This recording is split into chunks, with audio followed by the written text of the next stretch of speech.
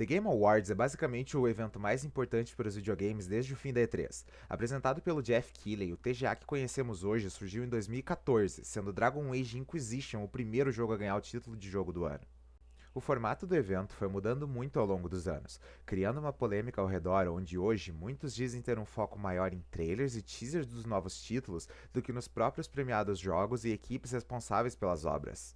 Polêmica à parte, desde 2019 assistir o evento passou a ser uma tradição para mim, mas de alguns anos pra cá eu comecei a não só assistir, mas criar minha própria opinião sobre os nomeados, tentando jogar e terminar todos eles. Nessa primeira metade de 2026, muitos possíveis candidatos a jogo do ano já foram lançados. Nesse vídeo vou trazer os possíveis nomeados até agora e compartilhar o que eu achei de cada um depois de ter finalizado esses jogos.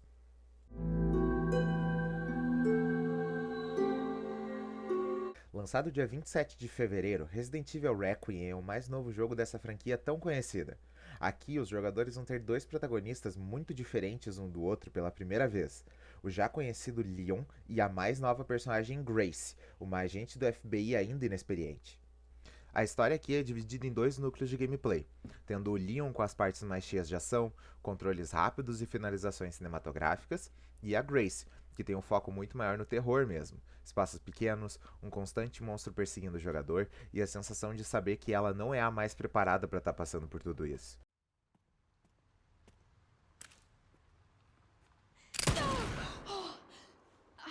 Jesus. O jogo começa em uma das principais áreas de exploração, e lá jogamos com a Grace. Depois, mais pra frente, com a introdução do Leon, vemos um ponto muito legal, mas também um dos meus pontos de crítica. Geralmente passamos com ela primeiro por uma área e depois com ele, criando uma oportunidade de deixar recursos para o Leon e zumbis para que ele mate-os depois. Porém, eu matei todos os zumbis com a Grace jogando a primeira vez, o que acabou fazendo com que minhas sessões iniciais com o Leon fossem muito curtas. Ainda bem que isso é remediado nos capítulos com foco total nele. Resident Evil 9 rapidamente se tornou meu favorito. A gameplay dividida funciona perfeitamente. Revisitar um local tão icônico quanto a delegacia do segundo jogo e poder ver como ela está depois da destruição é um ponto fortíssimo para quem já é fã. Mas com certeza uma das melhores qualidades é a nova personagem. A Grace é integrada de um jeito muito natural. Seus problemas durante a história e sua evolução como personagem são feitas com maestria, na minha opinião. Uma aula de como introduzir um novo protagonista. Sem a menor dúvida, um grande candidato a jogo do ano, e mais um lembrete de como a Capcom continua acertando de novo e de novo com seus recentes lançamentos. It was perfect. Perfect. Everything, down to the last minute details.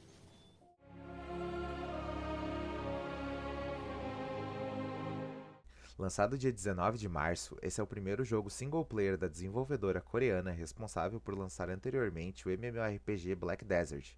Crimson Desert seria originalmente um novo RPG online, porém durante o desenvolvimento eles mudaram o foco para o que temos hoje, um jogo extremamente ambicioso e divisor de opiniões. You're finally here. You were expecting me? Well, you Greymanes are a hard lot to kill, clawing your way back from death's door over and over. How'd you do it? Vou começar dizendo que dessa lista esse é o único jogo que eu não terminei, mas também é o único com potencial praticamente infinito em horas de conteúdo. Com isso fora do caminho, Crimson Desert é exatamente o que a gente precisava. Um jogo com a proposta de te lançar em um mundo incrível de se explorar, com muitas e muitas coisas para se fazer e muitas ferramentas que tornam desbravar e lutar por esse mundo algo épico. A história com certeza é o maior ponto de discussão, tendo uma linha principal de missões até bem fraca, sendo na sua maioria contextos para que as mecânicas de exploração continuem avançando, mas em nenhum momento isso é ruim, na minha opinião. Crimson Desert se propõe a ser um jogo quase que sandbox, te dando todas as ferramentas para explorar, lutar e até construir que nunca tivemos em um jogo desse tamanho. A aventura como um todo vem te viver no mundo de Pyrewell, e não apenas avançar na história principal, criando um pacote que faz o jogador manusear esse malabarismo de mecânicas entre cuidar do acampamento, avançar na história, explorar, lutar, cuidar de sua fazenda e até da economia dentro do jogo. Crimson Desert é um jogo necessário para a indústria de hoje, que tem tanto medo de se arriscar.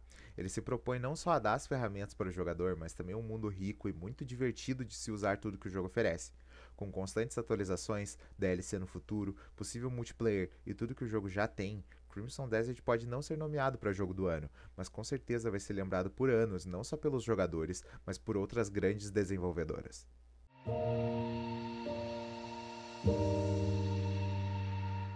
No dia 17 de abril, finalmente tivemos o lançamento deste jogo tão esperado.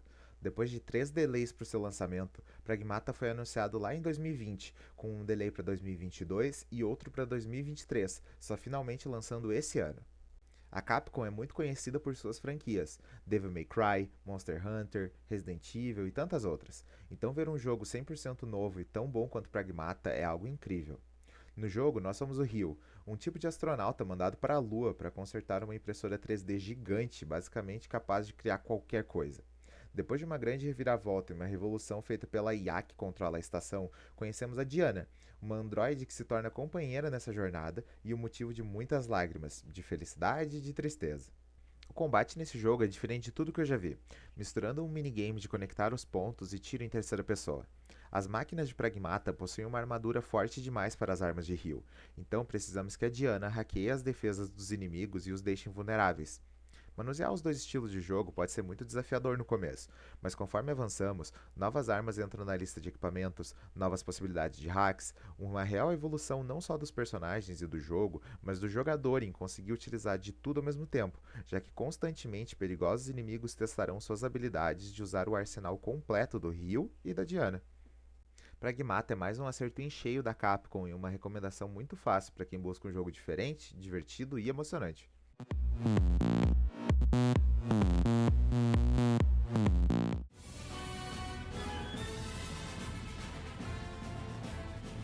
Lançado dia 22 de maio pela TT Games, mesmo os criadores de clássicos absurdos como Lego Batman de 2008, Lego Indiana Jones, Harry Potter, Marvel e tantos outros que marcaram muitas gerações. Esse novo jogo, no entanto, veio com uma proposta muito diferente de um jogo Lego convencional. Em outros títulos, já vimos entre 100 a 200 até mais personagens jogáveis, porém aqui no Lego Batman temos apenas 7, e eu achei uma mudança muito bem-vinda. Outra grande mudança na fórmula é em como a história é estruturada, que ao invés de seguir os filmes do Batman de um a um ou criar uma história totalmente nova, ele faz uma mistura com esses dois formatos, utilizando os dos filmes, desenhos e até de jogos da série Arkham para criar uma história linear de evolução do Batman na luta contra seus mais icônicos vilões. O combate mudou muito comparado a outros jogos Legos, tendo agora mecânicas como as vistas nas séries de jogos do Batman Arkham, com ataques perfeitos, contra-ataques, desvios e gadgets para se usar no meio das lutas. Algo muito diferente da simplicidade vista em outros títulos. Aqui sendo possível até mudar a dificuldade, tendo a mais difícil com o título de Cavaleiro das Trevas, deixando o jogo com um nível de desafio muito divertido. Lego Batman, o legado do Cavaleiro das Trevas, como ficou conhecido aqui no Brasil, é um prato cheio para quem gosta de Lego, de Batman e da junção muito bem feita aqui.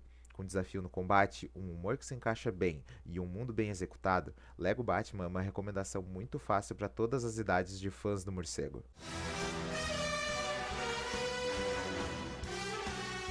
Lançado agora, no dia 26 de maio, pela IO Interactive, os mesmos responsáveis pelo remake dos 3 primeiros jogos do Hitman. Aqui, a proposta é se tornar digno do número 007, com uma história de origem do agente James Bond, até se tornar o espião que tanto conhecemos hoje em dia. Bond. James Bond. O pacote completo de 007 pode ser resumido em gameplay e atmosfera semelhante à série Uncharted com a complexidade e liberdade de Hitman, uma mistura que aqui é executada de forma muito inteligente. Nos jogos do Assassino 47, o jogador é levado a uma missão com objetivo claro, elimine tal alvo, mas a forma que isso vai ser feito é quase que 100% aberta para a criatividade de quem está no controle. Isso serve de inspiração no jogo do James Bond, porém de uma maneira bem diferente. Aqui, diferente do Hitman, o progresso é linear, uma história contada que leva a situações premeditadas, mas que abre a possibilidade de chegar nesse objetivo de maneiras muito diferentes. Situações de ir do ponto A ao B vão ter múltiplas formas de serem executadas, sendo sem ferir ninguém, lutando contra todos, às vezes pulando uma janela, usando um carro, enfim. O jogo recompensa o pensamento crítico e a criatividade. A história que se propõe a ser a origem do agente 007 faz isso muito bem, nos dando a oportunidade de controlar um personagem muito carismático e charmoso que não é apenas o herói da história, mas um humano com suas motivações e razões para estar nas situações que os jogadores passarão junto com ele ao longo da jornada. De um combate muito bem executado, história digna, cenários lindíssimos e personagens extremamente legais, 007 First Light é a experiência definitiva em jogos de espião. Além dos jogos que joguei, é válido algumas rápidas menções honrosas. Pokémon Pocopia foi lançado dia 5 de março, carregando o peso de ser o jogo de fazendinha do Pokémon. Dia 13 do mesmo mês, a Capcom aparece de novo, mas agora com Monster Hunter Stories 3, um jogo de batalha em turno com tema de guerra e monstros colecionáveis. 30 de abril, a Sony lança um grande exclusivo. Saros é um roguelite com forte narrativa, sendo uma evolução direta de Returnal. E então, Forza Horizon 6, no dia 19 de maio, a continuação de um dos maiores jogos de corrida já criado, agora com o Festival Horizon sendo situado no Japão. Dito isso, agradeço a quem assistiu o vídeo até o final. Muito obrigado por estar aqui. Se gostou, deixe um like e se inscreva no canal para ver mais no futuro. Fico por aqui e até o próximo vídeo.